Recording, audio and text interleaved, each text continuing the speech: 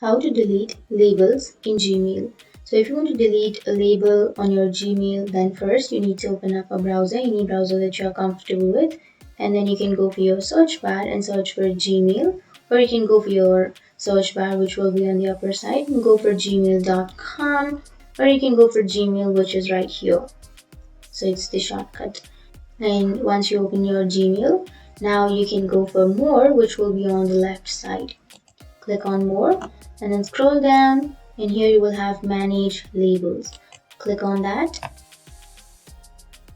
and once you've done that, now here you will have your labels, right? You can simply scroll down, and here you will have your labels that you have created.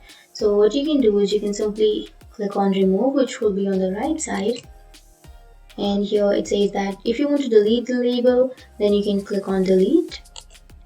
So that's how you delete your label. And now if you again want to delete a label, you can simply click on remove and then click on delete. So that's how you remove label. And if you have any questions, feel free to comment below. Thanks for watching.